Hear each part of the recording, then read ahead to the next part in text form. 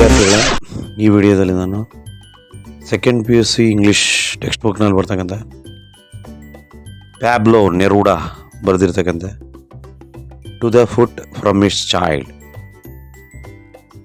ಪದ್ಯದ ಸಾರಾಂಶವನ್ನು ಕನ್ನಡದಲ್ಲಿ ವಿವರಿಸ್ತಾ ಇದ್ದೇನೆ.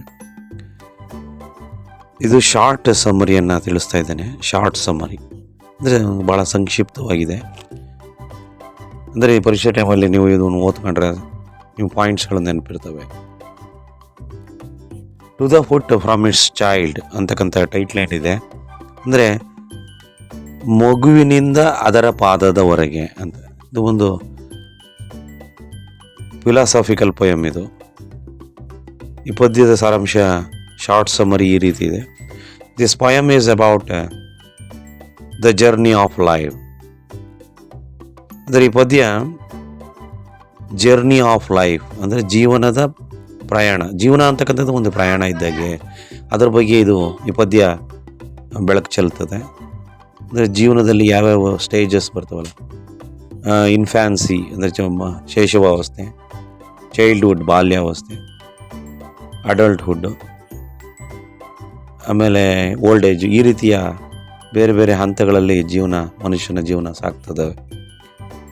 ಮನುಷ್ಯ ಏನೆಲ್ಲ ಆಕಾಂಕ್ಷೆಗಳನ್ನು ಇಟ್ಕೊಳ್ತಾನೆ ಸಾಧನೆ ಮಾಡಲಿಕ್ಕೆ, ಆ ರೀತಿಯ ಒಂದು ಫಿಲಾಸಫಿಗೆ ಪದ್ಯ ಇದಾಗಿದೆ. It tells how the hardships crush the dreams of A child.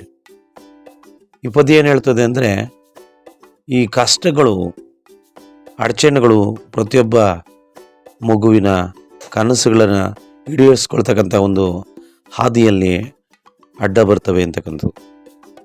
ಈ ಕಷ್ಟಗಳು ಅಂತಕ್ಕಂಥದ್ದು ಆ ಮಗುವಿನ ಒಂದು ಆಸೆಯನ್ನು, ಒಂದು ಕನಸನ್ನು ಒಂದು ರೀತಿ ನಿರಾಶೆ ಮಾಡ್ತದೆ ಅಂತಕ್ಕಂಥದ್ದು. ಈ ಪದ್ಯ ಆ ರೀತಿಯ ವಿಚಾರವನ್ನು ಹೇಳ್ತದೆ. The child's foot dreams to be a butterfly or an apple ಅಂತ. ಅಂದರೆ ಈ ಮಗುವಿನ ಪಾದ ಅಂದರೆ ಮಗುವಿನದೇ ಆದಂಥದ್ದು ಪಾದ, ಅದು ನೆಲದಲ್ಲಿರ್ತಕ್ಕಂಥದ್ದು. ಅದು ಕನಸು ಕಾಣ್ತಾ ಐತಿ, ತಾನು ಮೇಲೆ ಬಟರ್ಫ್ಲೈ ಆಗಬೇಕು, ಮೇಲೆ ಹಾರಾಡ್ತಕ್ಕಂಥ ಬಟರ್ಫ್ಲೈ ಆಗಿಯೋ. ಆರ್ ಎನ್ ಆಪಲ್ ಅಂದರೆ ಆಪಲ್, ಮರದ ಮೇಲೆ ಬಿಡ್ತಕ್ಕಂಥ ಆಪಲ್ ಆಗಲಿಕ್ಕೆ, ಅಂದರೆ ಅದು ಒಂದು ರೀತಿಯ ಉನ್ನತ ಸ್ಥಾನಕ್ಕೆ ಬರಬೇಕು ಅಂತಕ್ಕಂಥ ಒಂದು ಆಶಯ ಆಗಿದೆ ಅಂತಕ್ಕಂಥದ್ದು.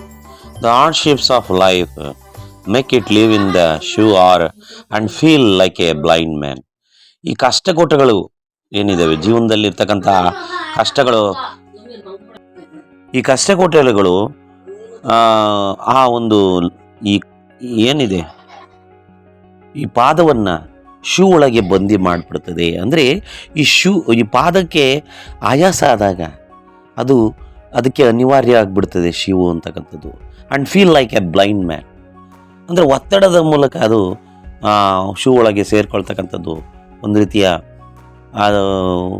ಈ ಸಮಾಜದ ಒತ್ತಡ ಒಬ್ಬ ಮನುಷ್ಯನಿಗೆ ಹೇಗಾಗ್ತದೋ ಹಾಗೆ ಇಲ್ಲಿ ಪಾದದ ಒಂದು ಸಂಕೇತವಾಗಿ ಕವಿ ಮನುಷ್ಯನ ಜೀವನದ ಬಗ್ಗೆ ತಿಳಿಸ್ತಾ ಇದ್ದಾನೆ. ಬ್ಲೈಂಡ್ ಮ್ಯಾನ್ ಥರ ಈ ಪಾದ ಅಂತಕ್ಕಂಥದ್ದು ಅವ ಶೂ ಒಳಗೆ ಫೀಲ್ ಮಾಡಿಕೊಳ್ತದೆ. ಅದೊಂದು ರೀತಿ ಕ್ಯಾಪ್ಟಿವ್, ಬಂದಿ ಆಗಿಬಿಡುತ್ತೆ ಅಂತಕ್ಕಂಥದ್ದು. As the foot grows its softness changes and grows hard. ಅಂದರೆ ಪಾದ ಅಂತಕ್ಕಂಥದ್ದು ಬದಲಾಗ್ತಾ ಹೋಗ್ತದೆ. ಅಂದರೆ ಮನುಷ್ಯನ ಜೀವನ ಹಂತ ಹಂತವಾಗಿ ಬದಲಾಗ್ತಕ್ಕಂಥದ್ದು. ಹುಟ್ಟಿನಿಂದ ಸಾವಿನವರೆಗೆ ಏನೆಲ್ಲ ಹಂತಗಳು ಬರ್ತದೆ. As the foot grows its softness changes. Foot ಬೆಳೆದಂತೆಲ್ಲ ಅಂದರೆ ಪಾದ ಬೆಳೆದಂತೆ ಅದಕ್ಕೆ ಸಾಫ್ಟ್ನೆಸ್ ಹೋಗ್ತದೆ. ಮಗು ಇದ್ದಾಗ ಪಾದದ ಬೆರಳುಗಳು, ಪಾದ ಭಾಳ ಸಾಫ್ಟಾಗಿರುತ್ತೆ. ಆದರೆ ವಯಸ್ಸಾದಂಗೆಲ್ಲ ಅದು ಬದಲಾಗ್ತದೆ. ಗ್ರೋಸ್ ಹಾರ್ಡ್, ಅದು ಒರಟಾಗುತ್ತೆ. ಅಂದರೆ ಹೊರಟಾಗ್ತಕ್ಕಂಥದ್ದು ಏನು ತಿಳಿಸ್ತದೆ, ಅದು ಒಂದು ರೀತಿ ಅದರ ಅಂತ್ಯಕ್ಕೆ ಬರ್ತಾ ಇದೆ, ಅಂದರೆ ಸಾವಿಗೆ ಸಮೀಪವಾಗ್ತಾ ಇದೆ ಮನುಷ್ಯ ಅಂತಕ್ಕಂಥದ್ದನ್ನು ಇಲ್ಲಿ ಪಾದದ ಒಂದು ಬೆಳವಣಿಗೆಯ ಮೂಲಕ ಇತ್ತು. It toils in every places. ಈ ಪಾದ ಅಂತಕ್ಕಂಥದ್ದು ಎಲ್ಲ ಕಡೆಯೂ ಬೇರೆ ಬೇರೆ ಹಂತದಲ್ಲಿ ಬೇರೆ ಬೇರೆ ಕಡೆ ಓಡಾಡ್ತದೆ. ಅಂದರೆ ಒಬ್ಬ ವ್ಯಕ್ತಿ, ಬೇರೆ ಬೇರೆ ಜನಗಳು ಬೇರೆ ಬೇರೆ ಕಡೆ ಸ್ಥಳದಲ್ಲಿ ಕೆಲಸ ಮಾಡ್ತಾರೆ. ಅಂದರೆ ಪಾದಗಳು ಓಡಾಡ್ತಕ್ಕಂಥದ್ದು ಅಂದರೆ ಜನಗಳು ಕೆಲಸ ಮಾಡ್ತಕ್ಕಂಥದ್ದು, ಜನಗಳು ಓಡಾಡ್ತಕ್ಕಂಥದ್ದು. ಬೇರೆ ಬೇರೆ ಈ ಮೈನ್ಸ್ ಆಗಿರ್ಬೋದು ಅಥವಾ ಫೀಲ್ಡ್ಸ್ಗಳು ಹೊಲಗಳಲ್ಲಾಗ್ಬೋದು, ಹಿಂಗೆ ಬೇರೆ ಬೇರೆ ಸ್ಥಳಗಳಲ್ಲಿ ಆಫೀಸಸ್ಗಳಾಗಿರ್ಬೋದು, ಮಿನಿಸ್ಟ್ರಿಗಳಾಗಿರ್ಬೋದು, ಅಂದರೆ ಬೇರೆ ಬೇರೆ ಸ್ಥಳಗಳಲ್ಲಿ ಮನುಷ್ಯ ಕೆಲಸ ಮಾಡ್ತಾರೆ ಮನುಷ್ಯರು. ಅಂದರೆ ಈ ಪಾದದ ಮೂಲಕ ಅದನ್ನು ತಿಳಿಸ್ಲಿಕ್ಕೆ ಹೋಗ್ತಿದ್ದಾರೆ. Life comes hard as volcanoes of death. ಅಂದರೆ ಜೀವನ ಅಂತಕ್ಕಂಥದ್ದು ಒಂದು ಕಠಿಣವಾದದ್ದು, ಸಾವು ಅಂತಕ್ಕಂಥದ್ದು ಒಂದು ರೀತಿ ಜ್ವಾಲಾಮುಖಿಯಂತೆ, ವಾಲ್ಕೆನೋಸ್ ಅಂದರೆ ಜ್ವಾಲಾಮುಖಿಯಂತೆ ಬಂದ್ಬಿಡ್ತದೆ. ಅದು ಅಂದರೆ ಭಾಳ ಆಕಸ್ಮಿಕವಾಗಿ ಬಂದ್ಬಿಡುತ್ತೆ. ಸಾವನ್ನು ಯಾರೂ ಕೂಡ ನಿರೀಕ್ಷೆ ಮಾಡಲಿಕ್ಕೂ ಆಗಲ್ಲ. ಅದು ಹೇಗೆ ಬರ್ತಿದೆ ಅಂತ ಹೇಳಲಿಕ್ಕಾಗಲ್ಲ. ಸಾವಿರ ದಾರಿ ಅಂತ ಹೇಳ್ತಾರಲ್ಲ, ಹಾಗೆ ಸಾವು ಅಂತಕ್ಕಂಥದ್ದು ಒಂದು ಜ್ವಾಲಾಮುಖಿಯ ರೀತಿಯಲ್ಲಿ ಬಂದ್ಬಿಡುತ್ತದೆ. ಅದನ್ನು ಒಪ್ಕೊಳ್ಳೇಬೇಕಾಗ, it is to be accepted. ಅದನ್ನು ಒಪ್ಕೊಳ್ಳೇಬೇಕು ಎಲ್ಲರೂ ಕೂಡ. ಹುಟ್ಟು ಹೇಗೆ ಸ್ವಾಭಾವಿಕವೋ, ಸಾವು ಅಂತಕ್ಕಂಥದ್ದು ಅಷ್ಟೇ ನಿಶ್ಚಿತವಾದದ್ದು ಅಂತಕ್ಕಂಥ. There is continuous struggle in life. ಆದರೆ ಜೀವನ ಅಂತಕ್ಕಂಥದ್ದು ಒಂದು ರೀತಿಯ ಹೋರಾಟ ಜೀವನದಲ್ಲಿ ಅಂತಕ್ಕಂಥದ್ದು ಉಂಟು. ಭಾಳ ಸ್ಟ್ರಗಲ್, ಕಷ್ಟಪಡಲೇಬೇಕಾಗ್ತದೆ.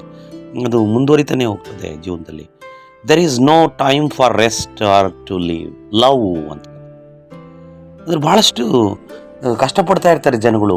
ಆದರೆ ಅವರಿಗೆ ಕೆಲ ಆಫೀಸ್ಗಳಲ್ಲಾಗಿ, ಹೊಲಗಳಲ್ಲಾಗಲಿ, ಮೈನ್ಸ್ಗಳಲ್ಲಾಗಲಿ, ಎಲ್ಲಿ ಬೇರೆ ಬೇರೆ ಅವರು ತಾವು ಕೆಲಸ ಮಾಡ್ತಕ್ಕಂಥ ಸ್ಥಳಗಳಲ್ಲಿ ಕಷ್ಟಪಟ್ಟು ಕೆಲಸ ಮಾಡ್ತಾ ಇರ್ತಾರೆ. ಆದರೆ ಅವರಿಗೆ ಭಾಳಷ್ಟು ಸಂದರ್ಭದಲ್ಲಿ ದುಡಿಬೇಕು, ಶ್ರೀಮಂತರಾಗಬೇಕು, ನಮ್ಮ ಜೀವನವನ್ನು ರೂಪಿಸ್ಕೋಬೇಕು ಅಂತಕ್ಕಂಥ ಒಂದು ರೀತಿಯಲ್ಲಿ ಅವರೆಲ್ಲರೂ ಕಷ್ಟಪಡ್ತಾ ಇರ್ತಾರೆ. ಅವರಿಗೆ ಒಂದು ವಿಶ್ರಾಂತಿ ತಗೊಳ್ಳಿಕ್ಕೂ ಕೂಡ, ರೆಸ್ಟ್ ಮಾಡಲಿಕ್ಕೂ ಕೂಡ ಸಿಗೋದಿಲ್ಲ. ಅದೇ ರೀತಿ ಪ್ರೀತಿಗೂ ಕೂಡ, ಜನಗಳ ಜೊತೆ ಪ್ರೀತಿಯಿಂದ ಇರಲಿಕ್ಕೆ, ಕುಟುಂಬದವರೊಡನೆ ಪ್ರೀತಿಯಿಂದ ಇರಲಿಕ್ಕೆ, ಅವರಿಗೆ ಪ್ರೀತಿಗೆ ಒಂದು ಸಮಯವನ್ನು ಕೊಡಬೇಕು ಅಂತಕ್ಕಂಥದ್ದು ಅವಕಾಶ ಆಗೋದೇ ಇಲ್ಲ. ಅವರಷ್ಟು ಜೀವನವನ್ನು ತಾವು ಬ್ಯುಸಿಯಾಗಿ ಮಾಡ್ಕೊಳ್ಬಿಡ್ತಾರೆ ಅಂತಕ್ಕಂಥದ್ದು. ಇದು ಒಟ್ಟಾರೆ ಮನುಷ್ಯನ ಜೀವನ ಪ್ರಯಾಣದ ಬಗ್ಗೆ ಈ ಪದ್ಯ ತಿಳಿಸ್ತದೆ ಅಂತಕ್ಕಂಥದ್ದು. ಇದು ಶಾರ್ಟ್ ಸಮ್ಮರಿಯನ್ನು ನಾನು ಇಲ್ಲಿ ತಿಳಿಸಿದ್ದೇನೆ. ಓದ್ಕೊಳ್ಳಿ ಚೆನ್ನಾಗಿ, ನೋಡಿ, ವಿಡಿಯೋವನ್ನು ನೋಡಿ, ಪದೇ ವೀಕ್ಷಿಸಿ, ಪರ್ಫೆಕ್ಟಾಗಿ. ಈ ಚಾನಲ್ಗೆ ತಾವಿನ್ನೂ ಸಬ್ಸ್ಕ್ರೈಬ್ ಆಗಿಲ್ಲ ಅಂದರೆ ಸಬ್ಸ್ಕ್ರೈಬ್ ಆಗಿ. ಈ ವಿಡಿಯೋ ವೀಕ್ಷಿಸೋದಕ್ಕೆ ತಮ್ಮೆಲ್ಲರಿಗೂ ಕೂಡ ಹೃತ್ಪೂರ್ವಕವಾದ ವಂದನೆಗಳು.